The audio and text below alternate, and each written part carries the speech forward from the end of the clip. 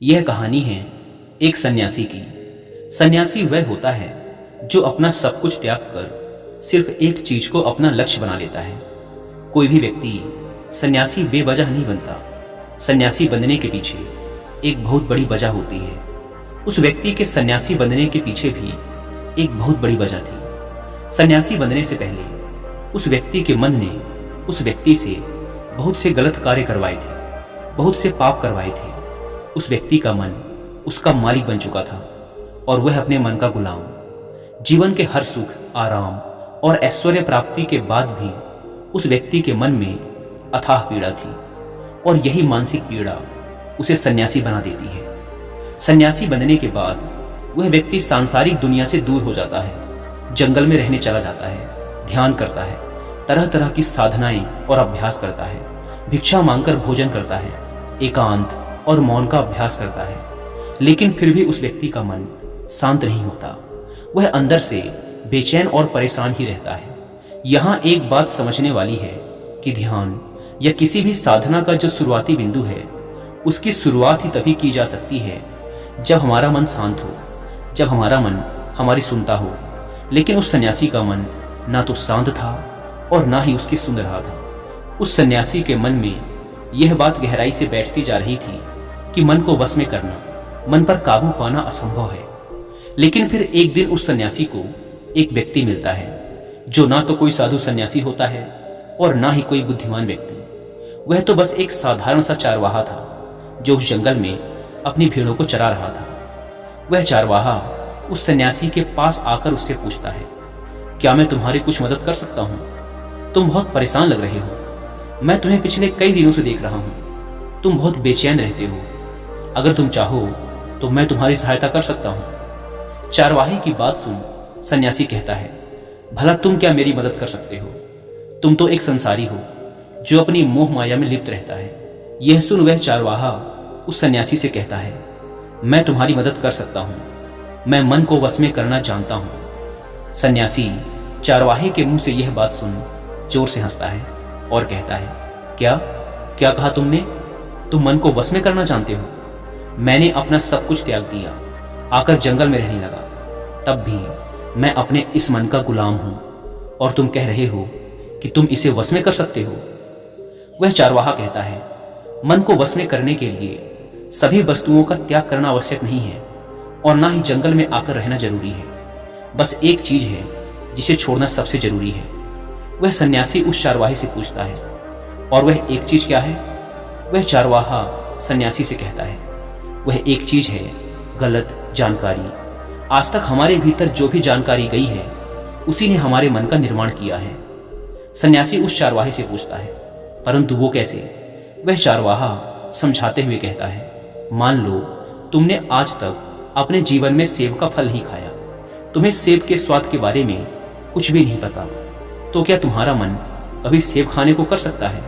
नहीं ना। इसीलिए हमारे मन का निर्माण जानकारी से होता है। वह सन्यासी उस चारवाहे की बात से प्रभावित हो जाता है और उससे कहता है, क्या आप इस बारे में मुझे और विस्तार से समझा सकते हैं? वह चारवाहा उस सन्यासी से कहता है, अगर तुम अपने मन को वश में करना चाहते हो तो अब मेरी बातों को ध्यान से सुनना। तुम अपने मन को वश में केवल तभी कर सकते हो जब तुम अपने मन की जड़ों को देख पाओगे। मन का निर्माण जानकारी से होता है और हमारे शरीर में जानकारी के 5 प्रवेश द्वार होते हैं। पहला, आंख। हम अपनी आंखों से जो कुछ भी देखते हैं, अच्छा या बुरा, वो सब हमारे मन की याददाश्त में इकट्ठा होता रहता है। दूसरा, कान।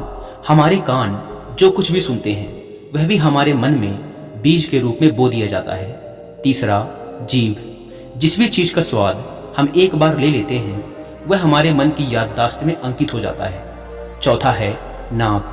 जो भी हम एक बार सूंघ लेते हैं, खुशबू या बदबू, वो सभी हमारे मन में दर्ज हो जाती हैं। और पांचवा है त्वचा। जिस भी चीज को हम एक बार छू लेते हैं, स्पर्श कर लेते हैं, उसकी याददाश्त हमारे मन में कहीं ना कहीं अंकित हो जाती है। इन 5 शारीरिक दरवाजों से जो भी जानकारी हमारे अंदर जाती है वह जानकारी बीजों के रूप में जमा हो जाती है और धीरे धीरे वृक्ष बनती है। हमारा मन मिट्टी की तरह है जिसमें बीज बोए जाते हैं और हमारी बुद्धि बीज बोने वाले किसान की तरह है। अगर हमारी बुद्धि गलत जानकारी के बीजों को सही जानकारी के बीज समझकर बो देगी तो जब भविष्य में वह बीज वृक्ष बनेगा तो वह खराब फल ही देगा। तुम्हारा मन तुम्हारे वश में इसीलिए नहीं है क्योंकि तुमने पहले से ही अपने मन में बहुत सारे गलत बीज बो रखे हैं और अब वो बीज बड़े वृक्ष बन चुके हैं। वह सन्यासी उस चारवाहे से पूछता है, तो अब मुझे क्या करना चाहिए, क्योंकि अब तक तो मैं बहुत सारे गलत बीज बो चुका हूं और जो बोए जा चुके हैं उन्हें वापस निकाल नहीं सकता। वह चारवाहा उस सन्यासी से कहता है, अब तक तुम अनजाने में गलत बीज बो रहे थे, लेकिन अब जानबूझकर सही बीज बोना आरंभ कर दो। भीतर अगर हजारों बीज गलत हैं तो क्या हुआ, अब से लाखों सही बीज बोने के लिए तैयार हो जाओ। तुम्हें बस पूरे दिन इस बात पर ध्यान देना है कि इन 5 द्वारों से तुम्हारे भीतर क्या जानकारी जा रही है और जो जानकारी जा रही है वो सही भी है या नहीं। वह सन्यासी पूछता है, यह कब तक करना होगा। वह चारवाहा कहता है, पूरी जिंदगी भर। जिस प्रकार तुम हर दिन अपने पेट को अच्छा भोजन देते हो उसी प्रकार तुम्हें हर दिन अपने दिमाग को भी अच्छा भोजन देना है, यानी सही जानकारी और सही विचार। जीवन में हर दिन हर पल तुम्हें सिर्फ 2 विकल्प मिलेंगे, जिसमें से एक विकल्प तुम्हारे लिए सही होगा और दूसरा गलत, लेकिन तुम्हें हर बार खुश रहना सही विकल्प का ही चुनाव करना है। हमेशा याद दोस्तों, उम्मीद है कि आपने आज की इस वीडियो से जरूर कुछ न कुछ सीखा। तुम्हारे भीतर पीड़ा पैदा वीडियो को लाइक और अपने लेकिन दोस्तों के वह पीड़ा साथ शेयर करना ना कुछ समय ही रहेगी और हमें ऐसे ही सपोर्ट करने के लिए चाहे तुम्हारे अंदर कितनी ही पीड़ा और घंटी बटन को जरूर हर बार सही का ही चुनाव वीडियो में। जितनी बार तुम सही ख्याल चुनोगे रखें, उतनी बार तुम अपने अंदर एक सही बीज बोओगे और जिस दिन तुम्हारे अंदर के सही बीजों की संख्या गलत बीजों की संख्या से अधिक हो जाएगी उस दिन तुम्हारा मन तुम्हारे बस में होगा। लेकिन उस दिन के लिए आज से अभी से अपना प्रयास जारी रखना होगा। वह सन्यासी तो उस चारवाहे की बात को समझ जाता है, लेकिन क्या आप समझ पाए?